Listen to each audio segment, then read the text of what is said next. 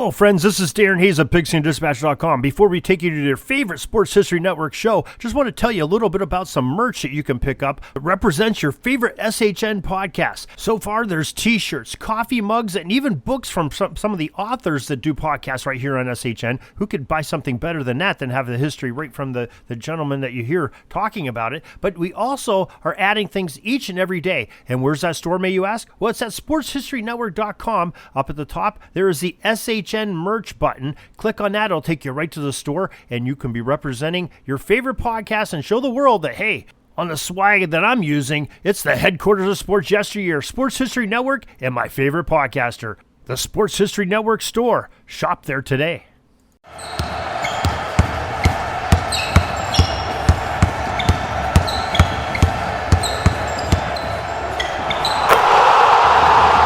This is Basketball History 101 with Rick Loayza. Welcome back to award-winning Basketball History 101, part of the Sports History Network. I am your host, Rick Loayza, and this is the podcast where we bring to life some of the forgotten stories from basketball history. We are bringing old school basketball to a new school audience.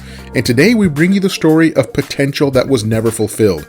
Our subject is James "Fly" Williams. He is one of the greatest streetball players of all time. In fact, the Streetball Association, or SBA, once named Fly Williams the second greatest streetball player of all time, after Earl the Goat Manigault. I would not argue with that assessment. Fly Williams had Iverson-level talent, but in a 6'5" body. I tried to figure out why he was nicknamed Fly. Some stories say that he was because he let the ball fly from virtually anywhere on the court. Some said it was because of his stylish game, or to put it another way, his game was fly. However, he got his nickname. He was an incredibly talented player and should be in the Hall of Fame, but bad decisions combined with some bad luck derailed his career pretty much from the beginning. He was born on February 18, 1953 in Brownsville neighborhood of Brooklyn, New York. Brownsville was one of the poorest neighborhoods in all of New York City. When Fly was growing up, nearly half of the residents of Brownsville lived below the poverty line. There was a lot of gangs, drugs, violence, broken families, and basketball. Foster Park was where you would go to find the court. If you wanted to get in a good run against some good talent, then Foster Park is where you went. Guys like World B. Free and Albert King grew up at that park. So did Hall of Famer Bernard King. No disrespect to Rucker Park, because the Rucker has some of the best street ball in the entire city. But Foster Park, at least back in the 1960s and 1970s, also had some of the best basketball around. Fly Williams grew up without a father in the home. His mother, Annie Ruth Williams, had moved to New York City from South Carolina. She had 4 or 5 kids, but Fly was the baby. Most of his siblings were quite a bit older and had moved out as he was growing up. He had a natural ability with the basketball, and they say that he once scored 100 points in a middle school game. It was clear to everyone that he was one of the most talented players on the street ball circuit. Even as young as 13 or 14 years old, he was playing against grown men and keeping up. By the time he got to be 15 and 16, he was dominating the grown men who came out for a piece of the Fly. It was obvious to the entire neighborhood that Fly was destined for the riches of the NBA. A couple of other players from the neighborhood had made it to the NBA, so why not Fly? He started high school at James Madison High School in Brooklyn. As far as basketball went, he was absolutely dominant. He could leap like few others could. He had Michael Jordan or Vince Carter type leaping ability. They said that when Fly went up for a rebound, his elbows would be even with the rim as he would snatch balls out of the air. However, he was not what you would call a model student. School was just not his thing. Basically, he was flunking out of high school. Without a high school team to play for, his chances at a college scholarship would all but evaporate. Now enter a man by the name of Rodney Parker. Parker was a guy in his early 30s who was probably the most well-connected guy in all of Brooklyn. He knew all of the best streetball players from every park across the city. He made his money by scalping tickets to sporting events like the Yankees, Mets, Knicks, Giants, and Rangers. He had a real knack for getting his hands on a stack of tickets at a good price and then reselling them in front of the stadium or arena for a profit. Now that type of profession did not require a ton of his time. That was mostly evening work, so he was completely free in the daytime. That meant that he had time to scout various playground courts around the city to get to know all of the best players. He would even arrange games between players from different parks. For example, he might organize a team of the best players from Foster Park and then arrange for a team of the best players from the Rucker Park and set up a game between them. It was almost like a little street ball league. with all of the various parks in the city forming their own teams of their best players. And Rodney Parker was the man behind all of this. He would also be very generous with talented youngsters. It seems that he was feeding half the neighborhood. Now, I will give him credit. He was very generous with meals for the kids, many of whom did not have enough food at home. In other words, Parker was making sure that the best teenage players around were all well fed. They all loved Rodney Parker. He would sometimes even give them money for ice cream, burgers, or sodas. However, others wondered why he paid so much attention to the talented youngsters. What was in it for Rodney Parker? In Rick Tellender's book, Heaven is a Playground, even he could not figure it out, and he spent an entire summer with Parker for that book. Parker never formally asked anything in return from any of the kids that he was helping. He would even give them shoes to play if the kids' parents could not afford any. And he knew everybody. He was even in contact with private high schools throughout the northeastern part of the United States, and he knew nearly every college coach at Division I. Anytime that high schools or colleges were looking for some undiscovered talent, they only needed to place a call to Rodney Parker. He was the middleman between the player and the school. He became a de facto streetball agent for many of these players. But again, he never asked for any money, which was unusual. And this is what he did for Fly Williams. When Fly was flunking out of James Madison High School, it was Parker who arranged for Fly to play at a private school in upstate New York. Fly went to Glen Springs Academy in Watkins Glen, New York. It was a nice, safe town. There were no more gangs, drugs, or poverty. Fly lived with a family connected to the school, played basketball, and got his grades up. The school was more than happy to have him. I mean, practically any high school could use a guy who could score 30 points or more every single game. And it worked. Fly did get his grades up, finished his high school career, and was hoping for a scholarship. However, he was already getting into the street life of drugs, alcohol, and violence. Every time that he came home from Glen Springs Academy, he would find trouble, or trouble would find him. Either way, he was already making some bad decisions. Enter Rodney Parker again. In his unofficial role as the agent for all of these teenagers, he stepped in to try to keep Fly out of trouble, and I give the guy kudos for that. Everybody in the neighborhood wanted to see Fly make it to the NBA, Rodney Parker most of all. So, in order to help keep Fly out of trouble, Parker got in contact with a young 24-year-old assistant coach by the name of Leonard Hamilton. Now, you might know that name because he is the current head coach at Florida State University. But back in 1972, he was the assistant coach at Austin Peay State University, which is located about 30 minutes north of Nashville near the Kentucky border. At the time, Austin Peay had never been to the NCAA tournament, and they wanted a player who could really give them a shot in the arm and build their program. And Rodney Parker sold Coach Hamilton on the talents of Fly Williams. The school and head coach Lake Kelly wanted to have Fly come to the campus for a visit to sell him on their program and make sure that everything was a good fit. The school sent him some money to buy a plane ticket, and on the day of his arrival, the coach was at the airport in Nashville and Fly did not get off the plane, and they had no idea what happened. Now, there were no cell phones back then, so getting in touch with Fly was a challenge, so they tried to call Fly's mother and Rodney Parker back in New York. Well, they eventually found Fly in Austin, Texas. He thought that Austin Peay University must be in Austin, Texas, so that is where he flew to. The coaches got a hold of Fly and told him to just sit tight and they would arrange for a new plane ticket to bring him from Austin to Nashville. And Fly refused. He told the coach to send him back to New York and then get him a ticket to Nashville from there. I guess when you want a certain player badly enough, then you buy him 2 extra plane tickets to get him to campus. Fly arrived the next day and he loved what he saw. Clarksville, Tennessee is a relatively small town. It is a far cry from Brooklyn. Around Clarksville, you will find a lot of farms. You can hardly go anywhere without seeing fields full of horses or cows. But Fly wanted to go there because he knew that he would be the star of the team. Now, this is a good place to take a break, and I'll be right back with the rest of the Fly Williams story.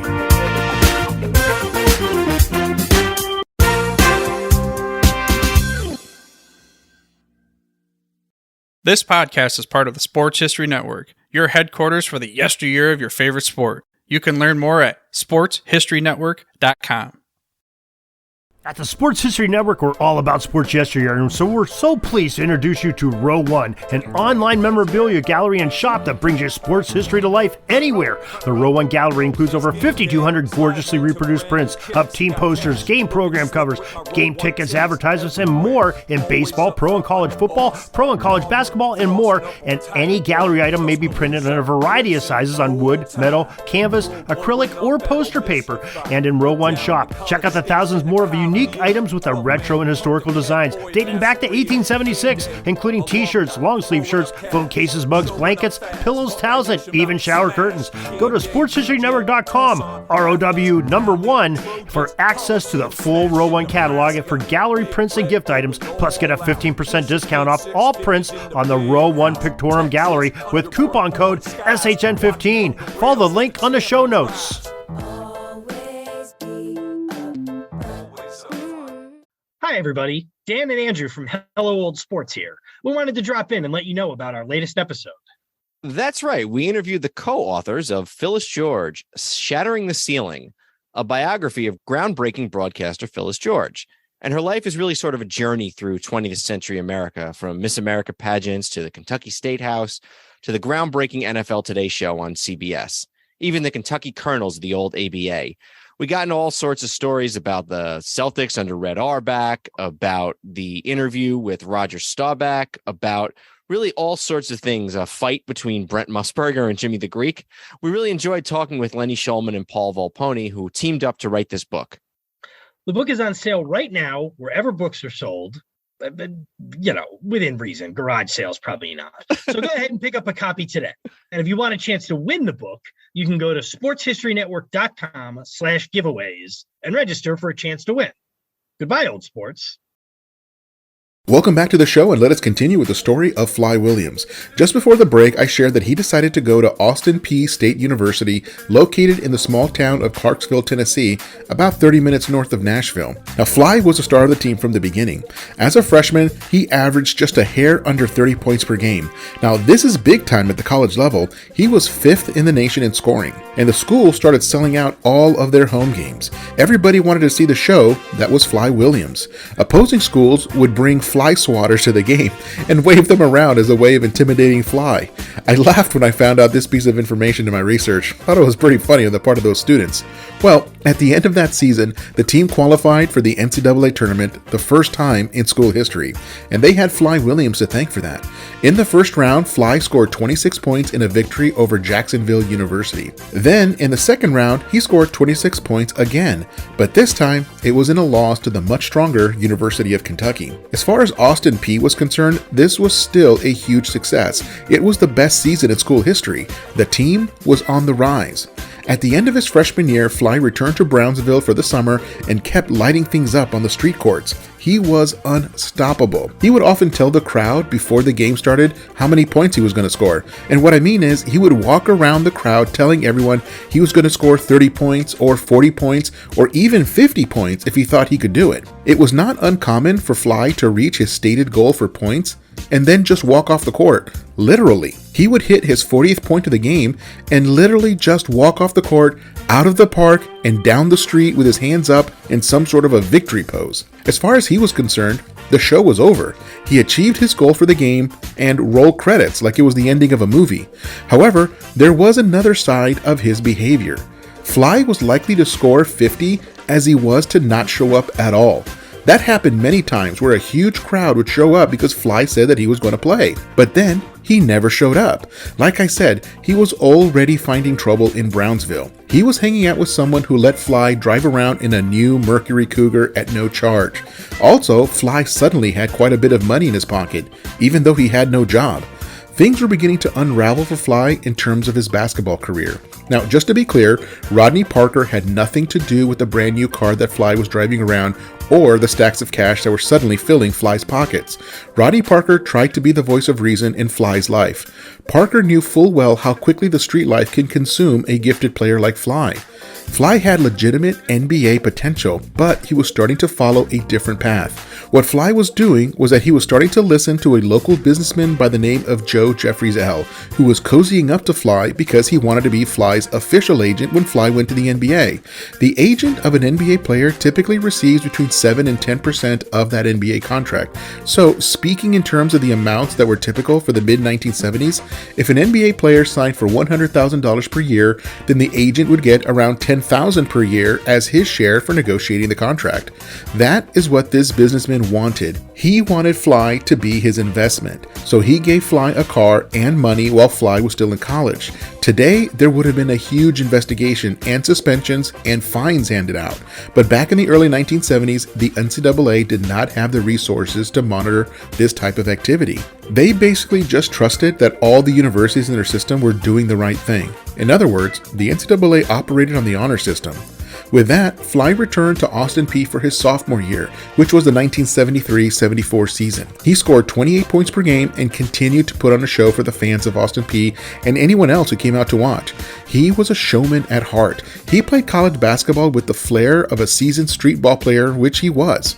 The three-point line did not exist yet in college, but Fly would take deep jump shots from Steph Curry territory. He did so because it got the crowd on their feet. However, things were not all roses at Austin Peay. Fly was shooting the lights out with his high-flying dunks, deep jump shots, and he was jumping up for rebounds like he was on a pogo stick, but his teammates were not that happy.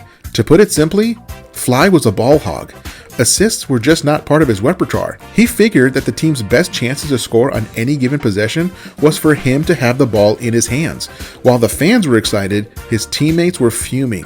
All of his teammates were legitimate Division I basketball players, and they found themselves having to support a player who was putting on a one-man show. He was also starting to become unreliable. He had a very short fuse and would often get into fights with his teammates in practice.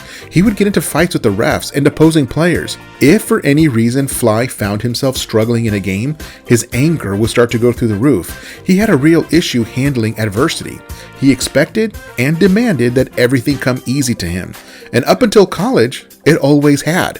Once, while at Austin Peay, he made a basket and immediately walked off the court to get a drink of water from the drinking fountain. The game had not stopped. His teammates had to play defense one player down because Fly was thirsty and needed to get some water at that moment. Yet despite all of this, he still led them back to the NCAA tournament. In the first round of the 1974 tournament, he scored 26 points in a loss to Notre Dame, and they lost 108-66. And that ended his second year as a college player. Again, he went back to Brownsville for the summer, and the people with influence in his life had convinced him that he should leave school and go to the NBA. This was his chance to get out of poverty and change his life and his family's life forever. Or so he thought. Unfortunately, he did not handle things very well. He had made some bad decisions and painted himself into a corner. And I'll share the rest of that story next week in part 2 of our profile on James Fly Williams. He did play basketball professionally, but Fly had a way of throwing roadblocks into his own way. That's next time on Basketball History 101, part of the Sports History Network, the headquarters of Sports Yesteryear. Go to sportshistorynetwork.com to find out more about this and other sports history podcasts. If you like what you hear, please hit that subscribe button wherever you get your podcasts. And check out our page on Facebook. It's called Basketball History 101 Podcast. There you will find shorter historical posts as well as comments and discussion starters on today's game. I'll also announce there when new episodes come out. I want to thank my producer and editor, Jacob Loayza. Join us each week as we continue to mine the history of basketball for more great stories from the past. Take care, and see you soon.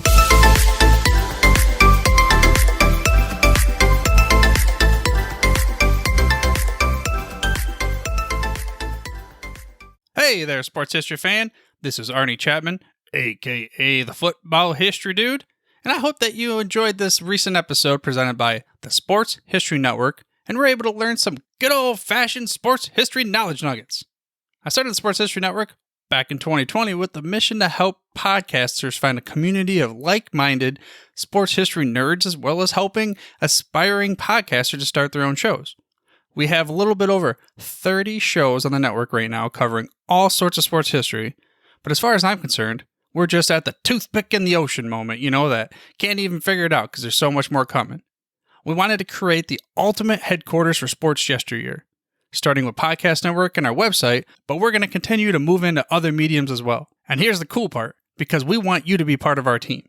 So if you're interested in starting your own podcast, or maybe being a guest on one of our shows, or who knows, maybe even writing an article for us over on the website. Seriously, all you gotta do is reach out to us on the contact page over at sportshistorynetwork.com. You can be as technologically savvy as a Neanderthal tapping on a stone trying to figure out this whole hieroglyphics thing back in the day. Again, it doesn't matter, because even if you don't understand the whole podcast space, we have a production team that can pretty much help you out with doing everything. All you gotta do, head over to sportshistorynetwork.com, head to the contact page, fill it out. That message goes right to me, and I'll reach out to you as soon as I can. But for now, dude, I'm through if you're through.